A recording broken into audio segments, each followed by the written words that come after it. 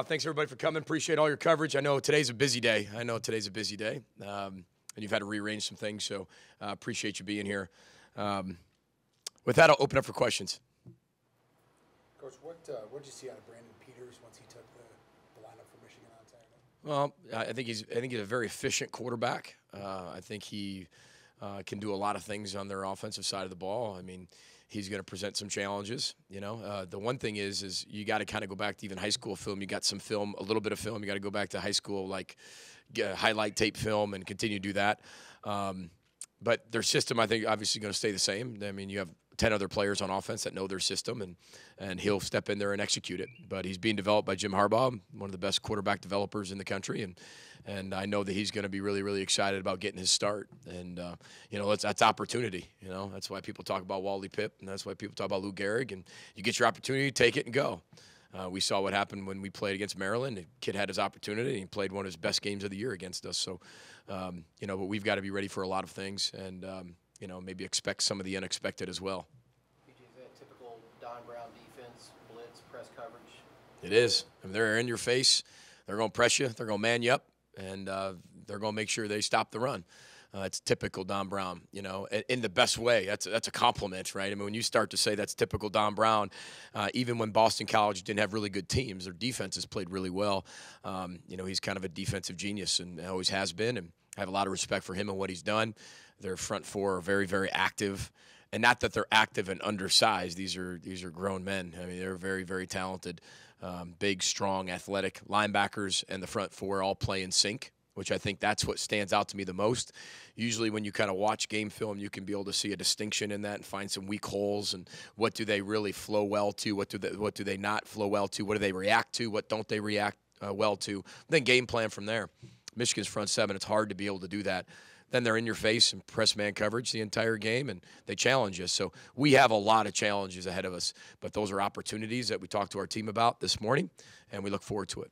Do they press as much as anything you'll see on the outside? Yeah, they have. Is it going to be imperative to have your timing with your You're going to have to. First of all, we're going to have to be able to get off man cover or press coverage. One thing is we've seen a lot of press this year. We've seen a lot of man coverage, but I don't know if we'll see that as much as we will from Michigan here coming up. And our receivers have to understand until you're able to make plays down the field, make the plays, not just be open or have a good ball thrown, to make the plays down the field, even when you're not necessarily a perfect ball or a perfect route, then people are going to do that to you. I mean, that's just how it goes. And so we have to be able to understand that. And we've been working on that for a long time because we see press man all the time. So that's how people are defending us, and this will be no different on Saturday. How do you feel your offensive line has developed this season with the redshirt freshman in there? How have they developed? I think they're doing really well. I think we're number 2 in the country in terms of sacks given up. That's a stat that you look at and you say, okay, well, that's a good stat to pull, and why is that happening? I think our quarterbacks are doing a really good job of getting the ball out of their hand. I think, last game, I thought we did a nice job of taking our quarterback strengths and making the game plan around that. And then eliminating weaknesses. So Demery was out of the pocket a lot more last week. We did a lot of more draws. We did a lot of other things, nakeds, bootlegs, to be able to get him out of the pocket. So, but you can't just get a guy out of the pocket. You've got to be able to set other things up too. So, but I give him a lot of credit. Ed Warner is doing a phenomenal job of developing our offensive line. There's 2 freshmen up there, and then 3 others that are playing at a high level. Donnell Green's really improving. I think Jared Weiler has really come on, towards the last 2 games. I think he's played really well. He needs a whole offseason to get strong. Remember, he just got done with his surgery and basically went right into training camp, and he was not even going to make training camp. Then he got hurt in the season, so he hasn't even had a whole year to train and build his body. And Garrison Wright, I tell you, I think he's improving every single week. It's so important to him, especially finishing up his senior year. And then you got the 2 freshmen, and they're going to fail and grow. I mean, Sam Schluter got beat a lot off the edge, but that's okay. And I told him that's okay. Yeah, you failed in those parts, but you're going to be way better this week than you were last week because you continued to change your best. So I'm proud of how they're gelling. Offensive line play is all about how you play together, not just how good you are as an individual. Sometimes other positions you can get by just being a really good receiver and beating a guy man coverage. Offensive line, you all have to work in sync all the time. And that's what we've been missing because we didn't do that in spring because we didn't have the full unit in spring. but we've been able to hopefully expedite that as fast as we could, and Ed's doing a tremendous job. How much of your system has the center make O-line calls? He makes a lot of them, you know. I mean, he does a lot of things. A lot of it's on our quarterback, though. Our quarterback changes protection. Our quarterback helps with the mic identification. But our center will make sure the O-line hears it, too. It's one thing for a quarterback to point out, but if it's a loud arena, sometimes, you know, it's got to be distributed amongst the O-line as well. So Jared does a really good job identifying the mic. Quarterback does it as well. We actually have two guys identify the mic. That way there is no confusion, because the running back's got to be able to hear it and see it as well.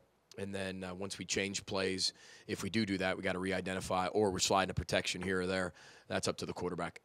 What would a signature win mean for your program, and do you need one this season? Well, I think winning in general, I think, is significant. You know, I never take one win for granted. I don't necessarily think one win's more important than any other win. You know, we've got coaches that are getting fired for 10 wins, 9 wins. You know, so they're all significant in my opinion. I think for past, present, and future alum, right, of your institution, I think that's where you get into significant wins of people that have bled, sweat, gone through it to defeat rivals, to bring home, you know, bring home something, trophies, bring home material, bring home something that that you pass on through the years. I think that's really special. But I'm not sitting there saying we're in a dire need of some type of big win. We have to keep getting better. We have to keep progressing. Our process has to continue to get better. We have to execute better. It can't just be, hey, we got this signature rivalry game, and we have to play so much better just because of that. We have to play better because it's the next game. For everybody else, it happens to be the rivalry. And, you know, we have a top 25 opponent in one of the polls that we're going to play in one of the most traditional venues in all of America. So, you know, I think it's really important. Every game's important, and that's kind of how I teach our football team. Now, we teach what the rivalry means and the importance of the rivalry, but that doesn't mean that, you know, it's okay if you play up here one game and play down here another game. We have to keep evolving. Coach, what kind of impact has Ryan Santoso had as a leader, not only in the special teams, but on the team as a whole? Let me give you. Can I give you a few stories? I asked my team that. Can I tell you a story? They said, yeah. They have to say yes. But one thing I'll say is Ryan Santoso is a phenomenal person. I think he might be one of the guys that lead our entire football team in community service, serving and giving. He's always at Fish and Loaves. He's always serving and giving anywhere he can. Children's Hospital every week. He's constantly out there in the community serving and giving. Kobe McCrary, prime example, because Ryan's playing really well, right? He's having a lot of really good results, performance. Kobe McCrary, great example. 8 months ago, start of that spring semester, he was academically ineligible. So if we played in the spring, he would not have been able to play. Well, Kobe McCrary, through the spring semester, out of all the stuff that was going on, got a 3.0 GPA. Now Kobe's got a 3.1 GPA. And you see Kobe running for 150-some yards. I mean, coincidence?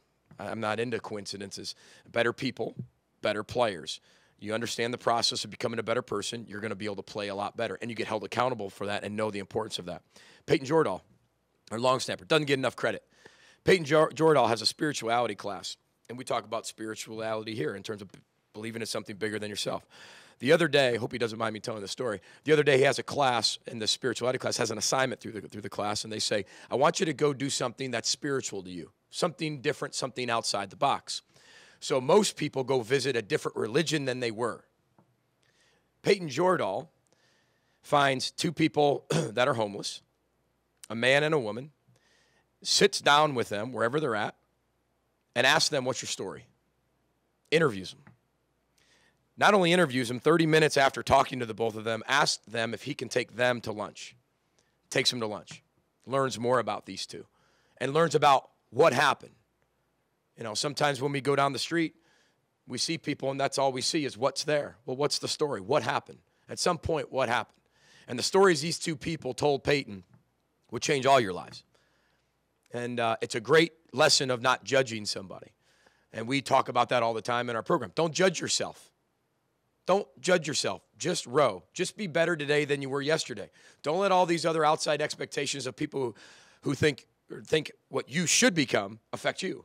Be the best you can be. Cobra McCrary's done that. Peyton Jordahl's done that. Ryan Santosa's done that. I can name a bunch of guys that have done that. Donnell Greens have done that. Now, again, we're not 7-1, but that's not what this program is going to be about. We are eventually going to have 110 people that are all doing that, and you're going to see a significant improvement on the field in terms of wins and losses. So that's the way we run our program, and that's the way we'll continue to run our program. So Ryan's done a fabulous job. Sorry about storytelling 101, but I think you need to know those things. What's the Michael Jackson theme this week? Did I say that? Oh. Halloween.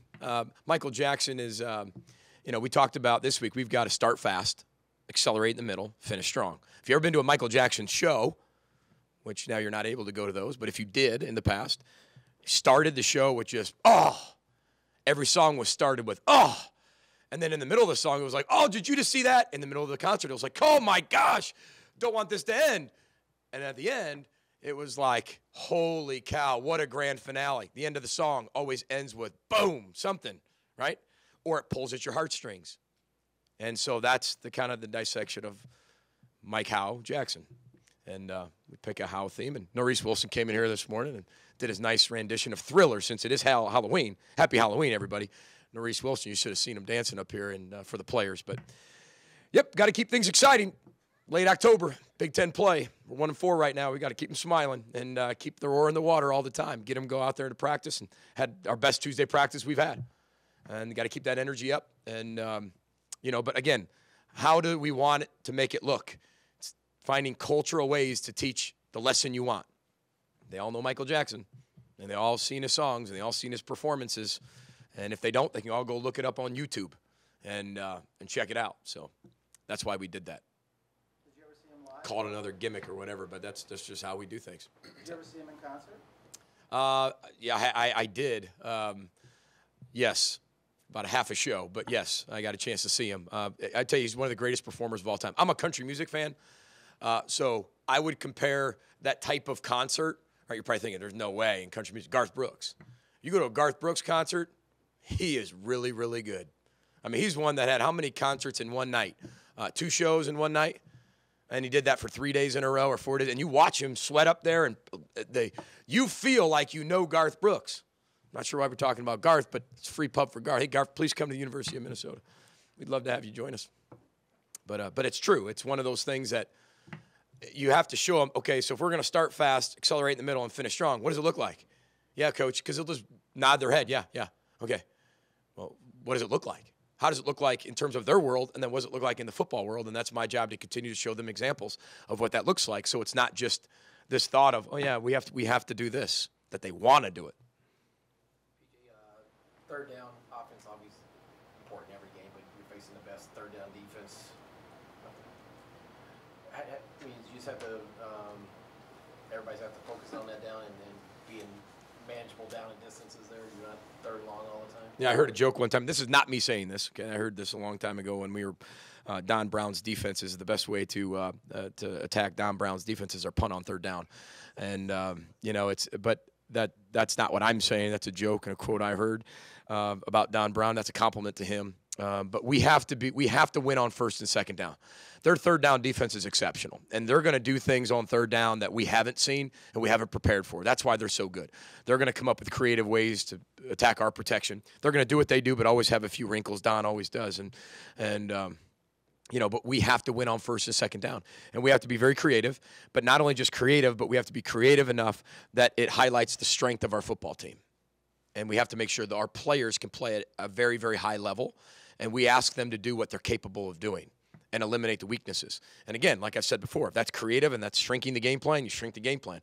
If that's expanding and doing some things that we have to get better at and rep those during the week that maybe we haven't done before, but we have to get it out there because it's the best play, then we'll do that. So we have to be able to get some experience before we get into our true system, right, and get that depth and get all that knowledge first. Coach, is that a healthy competition that you talked about in the past with Kraft and Rhoda? Is that still, do you see that in practice, even though Kraft kind of has had these last 2 starts? Yeah, I think you see it in the game, too. The first one to meet our team off the field, whether it's offense, defense, special teams, is kind of Rhoda. He's a class act. He understood. We had a conversation after the 6th game that I was going to make a change. He understood. Whether he liked it or didn't like it, he understood. Very mature about it. And I have seen zero change in a negative way towards Connor's leadership. If anything, he's taken it and it's made him grow because he's one play away from playing again. And I'm not saying I won't play him the rest of the year at some point. So he's always ready. But he is learning life lessons as he goes. But he's been a big-time influential leader now, maybe even more than he was when he was the player, because it's not the measure of a leader when things are going really well. It's when it's going the way you necessarily don't want it to go. What are you doing? And that's a prime example of what he's showing everybody, and I'm very proud of him. Can you go back to McCurry real quick? When you came in and he has, he's 1-9 or whatever, are you thinking he's probably not long for this place? Well, absolutely, because you don't know anybody. All you're looking at is statistics. Right? That's what it'd be, whether it's GPA, whether it's in trouble, whether it's cases, or whether it's whatever. You're looking at just data.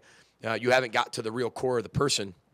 But I know as I continue to meet with Kobe, Kobe wanted something significant for his life. And for that to happen, Kobe was going to have to change. And Kobe's changed. And I didn't know Kobe before. All I know is Kobe's changed every day. And I give him a lot of credit for that. And he's been able to show on the field. And, that's just a prime example of what Change Your Best is all about. Don't judge yourself. Just row. Just change. Just continue to do better today than you did yesterday. And that's all we can control. There's so many factors outside for a student athlete that we can't necessarily control for them, but we can give them the tools to make sure they change in the right way. And I think Kobe's a prime example of that. I'm very proud of the young man, and I love him. I'm very, very proud of him. A few weeks ago you mentioned Jared as a leader in that class. How have you seen that play out? Well, I think he's becoming more comfortable leading, being more vocal. It's really hard when you're not playing a lot or when you're hurt or you're coming off a surgery. That's one thing, right? But if you've played before, that's not that hard to do to lead. But now you got a new coaching system, new coaching philosophy. You got coaching schemes. You got new coaches, period. And now they don't know you as that leader. And so now you're hurt, and now you're trying to show you can lead, but we don't know what you can do yet. We've watched film of you. I think he's expanded his role, and now he's a lot more comfortable being vocal. He's more comfortable in the system. He knows everybody on the on the offensive line. He's getting the most out of them. He's not wasting his opportunities, but he's being a lot more vocal than he used to be, and you could tell he's getting a little bit more comfortable in his role. Like I said, I can't wait to see his future because he's basically had a year and 2 months, really, of no training in terms of development. It was just recovery. And now we got to get him where he can develop, and that's why I'm really excited for him into the future. But I think he's really evolving into a really, really polished offensive lineman. We have one or two more. Coach, can you talk a little bit about Nick Connolly? What kind of loss it is to the front five? Well, like I said before, I'll continue to say this, and I quote Bo Schembechler at Michigan: "Those who stay will be champions." This program's for some it's not.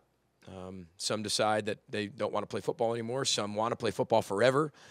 There's just so many decisions that get made, especially this is just part of when you take over a program. And, he's had some injuries, and he felt it was probably in his best interest to not play football anymore, focus on some other things that are really important in his life. And when a young person comes and tells you that, that these are your children, that these are 110 players are your children. They are. And I know people get on me about children. Well, people ask me about my kids all the time. I call my kids children. When they're 29, they're still my children, and so that's how I always do that. But I care deeply about Nick, and I want what's best for him. And that's what we talked about. We had talked about this for a long time.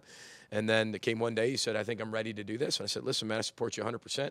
We're going to do everything we can for you here and continue to get you through school and get your degree and do those types of things and have you around here to help in some areas. But, he's going to be missed, that's for sure, because he's a really good player. But, again, that's another hole that we have to be able to fix now, as we continue to go forward in recruiting. Okay, thank you guys. You got it. Row the boat, Sky Ma. Go Gophers. Thank you.